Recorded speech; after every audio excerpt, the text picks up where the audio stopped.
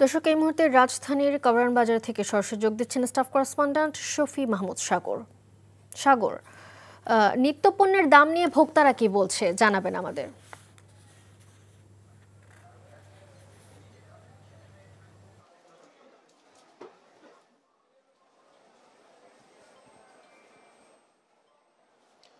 নিত্যপণ্যের দাম নিয়ে ভোক্তাদের আসলে অসন্তুষ্টি বেশ কয়েক বছর ধরেই রয়েছে। সেটিরও আজকে আমরা একই রকম দেখতে পেলাম যে গত কয়েক সপ্তাহ তুলনায় এই সপ্তাহের বাজার দর গত সপ্তাহে যেমন ছিল অনেকটা এরকমই আছে।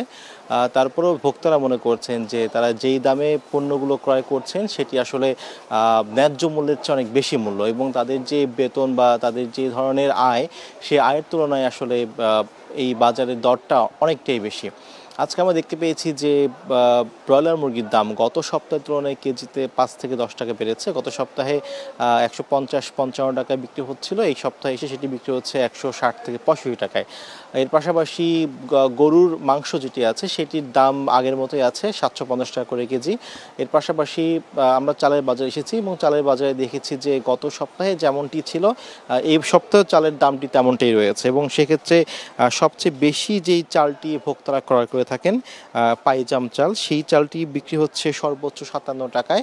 অন্যদিকে আটা সেটি বিক্রি হচ্ছে 58 টাকায়, এবং মিনিকেট চাল সেটি সর্বোচ্চ দাম ধরা হয়েছে 83 টাকা এবং সর্বনিম্ন দাম সেটি 80 থেকে 83 টাকার মধ্যে রয়েছে।